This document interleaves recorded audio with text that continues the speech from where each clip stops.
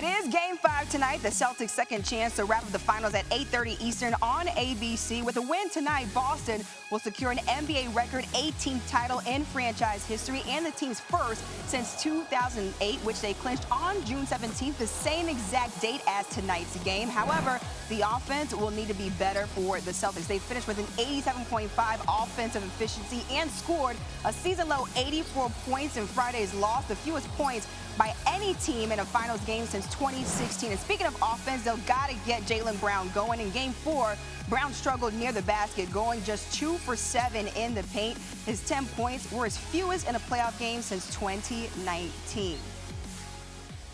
For a closer look at the Celtics, we bring in our NBA reporter, Tim Bontemps. And Tim, this Celtics team, they faced some disappointment the last 2 seasons. They got bounced out in the Eastern Conference Finals just last season by the Miami Heat, losing in the 2021 NBA Finals to the Warriors at home. How are the Celtics refocusing for Game 5 tonight for a different outcome? Well, Amina, the message from Jason Tatum in particular yesterday was that the Celtics need to have fun coming in here to Game 5. After he said that they were a little too focused on trying to end the series in Game 4 and put a little too much pressure on themselves to try to close out the sweep in Dallas and get that series done on Friday night. Obviously, as you just laid out, the Celtics came nowhere close to doing so in that game, getting routed in one of their worst performances of the season. But now they come home back here to Boston where they hope to close the series out. As you said, 16 years to the day since they raised banner 17 to the TD Garden rafters. They would love to go past the Lakers, the team they beat that night, raise banner 18 tonight. And as I said, the focus from these guys is to play loose, to have fun, and get back to what they do best, which is moving the ball around the perimeter, hitting open shots, and playing with focus at both ends. If they do that, the Celtics are confident they can wrap the series up tonight and end this series and win the NBA title. And one good thing working in the Celtics' favor, they haven't lost back-to-back games in this postseason so far. Meanwhile, Kristaps Porzingis suffered a lower leg injury in Game 2, has yet to return in this series. What's the latest on the Celtics forward? Well, Amina, Kristaps Porzingis remains questionable with this rare lower left leg injury, the one, as you said, he suffered in Game 2. He was available to play in very specific limited circumstances in Game 4, but with the Celtics getting routed in that game, there wasn't much of a need for him to be out there. Now, I briefly saw Porzingis yesterday coming off the court.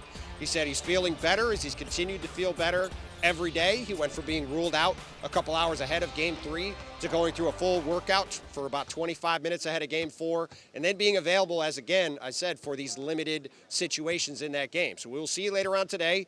The assumption is he's going to go through another workout with the medical team and see where he's at, and the Celtics would love to be able to have him out there for a few minutes even in Game 5, but we'll find out a couple hours before tip how that workout goes and where the medical team decides he's at as the Celtics try to close the series out tonight at home. And Kristaps Porzingis has been big for the Celtics on both the offensive and defensive ends of the floor. Porzingis has held his opponents to 21% field goal percentage in the NBA Finals. They'll like to have him out there tonight. Tim Bontemps with the latest. All right, probably standing right next to Tim Bontemps is the class and elegance of one Chiney Ogwumike, who is there on the court as well as we get set for the Game 5 tonight in the series. And Chiney, really an odd beatdown from the Celtics' perspective in Game 4. Let's take us on the court. What do they need to do to bounce back? Well, the Celtics, they went to Texas. That's the home of the rodeo. We literally went to one, the NBA Today crew, and they got lassoed into playing Luka's game, letting Luka have his way in the paint. If you look at the numbers, the Mavs outscored the Celtics by 34 points in the paint. 22 of those are at the hand of Luka Doncic, so they have to protect the paint and slow him down, because on nights where he goes 0 for 8 from 3, they can't let him get 6 for 6 on drives. So they have to pick their poison, and I would pick the paint if it's overall, because that has dictated the series.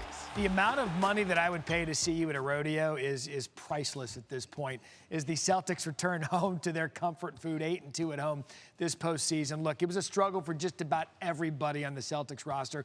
We know the stars are there. We know Tatum, we know Brown, but give me a player who you believe needs to step up tonight to get this thing done. Well, 3 years ago, in a very different green, Jrue Holiday won a championship. That experience is going to be huge for the Boston Celtics, because in this series, even in the finals, over the course of the entire postseason, we've seen him hit big shots, and we've also seen him get big stops. He is the ultimate, in his own words, utility guy, and I feel like that's not even good enough, because he's an all-star and he is a championship piece. Jrue, I think people slept on this fact. He had 5 turnovers. That's very uncharacteristic. 4 of them were forced by Luka Doncic. If he cleans that up, I think he will be Mr. Reliable, Mr. Utility, and then we'll look up, and soon we'll see banner 18 for the C's. All right, so do you think it's getting done tonight? You think close it out? I do. I think it's all built for this. This arena is going to be rocking, and I do think that they have the motivation coming off of a horrible loss to hopefully get it done. And I love the Jrue holiday because he was so pivotal in that championship run he went on a few years ago. That is Chiney Ogwumike, fresh off the rodeo, back here in New England. Now let's check in on the Mavs. Dallas looking to stay alive once again as they trail 3-1. There's been just one 3-1 comeback in the history of the finals. It was the Cavs over the Warriors in 2016, a team that featured Kyrie Irving. Luka Doncic will look to replicate his defensive performance from Game 4. Boston shot just 2 for 9, committed 4 turnovers when Doncic was the primary defender on Friday. Speaking of Kyrie Irving, he has stepped up recently for Dallas, averaged just 14 points in the first 2 games of the series. Irving has doubled that scoring with an average of 28 points in his last 2 games as we get more NBA Finals coverage and bring in our NBA reporter, Tim MacMahon. Timmy Mac, Kyrie Irving has been 2 different players in Boston and in Dallas so far this series. You were at Irving's press conference yesterday. What more can you tell us?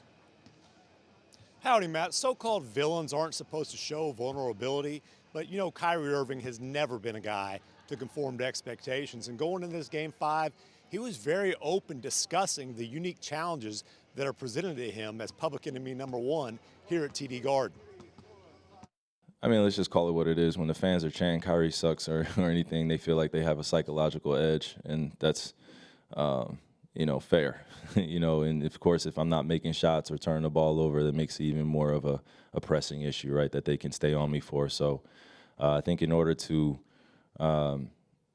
silence even the self-doubt, let alone the crowd doubt, but the self-doubt when you make or miss shots, that's just as important as making sure that I'm leading the team in the right way and being human through this experience too and telling them how I feel.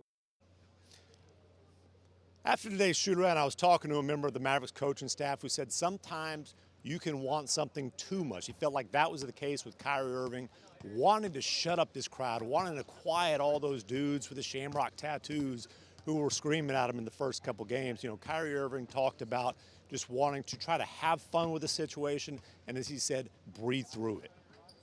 He'll get another opportunity tonight with that loud crowd there in Boston. As for Luka Doncic, what are you hearing about his approach ahead of Game 5? Luka's stock line, no matter how dire the situation is in a playoff series, is we're going to believe until the end. And, it's one thing to say it. He says it's easy to talk it. It's another thing to show it. They showed it in Game 4 when he came out and he was focused. He made a point not to bicker at the referees, to be locked in, to be a leader for his team, to play the best defense of his series.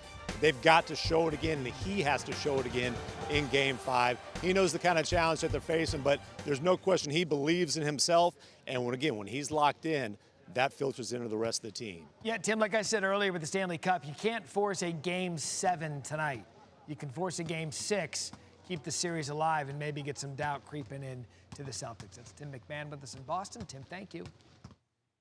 Chiney Ogwumike back here with us in the Mavericks. They lost the first 2 games in Boston by a combined 25 points. Chiney, how did the Mavericks turn things around for Game 5?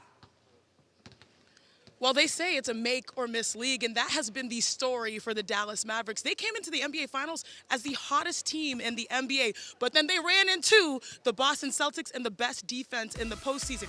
How do they turn things around? Well, slowly, they surely have done that. They started off, their stars struggled, but Luka and Kyrie have combined for 50 points in Game 4. They're walking in more confident, but more importantly, so are the role players. They shot 70% on open looks. 9 different players hit threes, so they have to bring their shot to Boston. They have to bring that confidence back as well, and hopefully with that rhythm, they'll be able to play a more competitive game. You talk about that breathe ball. The Mavericks, they shot about 24.5% from 3 in the first 2 games in Boston. Let's switch over to a player, though, who needs to step up for the Mavericks in order to force a Game 6.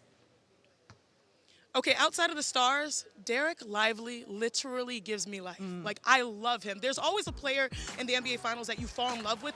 It's him for me. He's been dealt so much adversity, but he continues to show up and step up. Conference Finals, he won me over. He was 16 for 16 from the field, made history in that regard, and he does it again. 10 points, 10 rebounds on 80% shooting in consecutive games.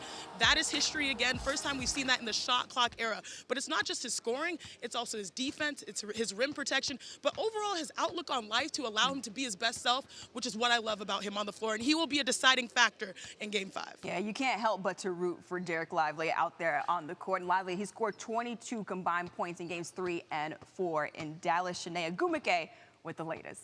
Wanna try to boast at what I look like.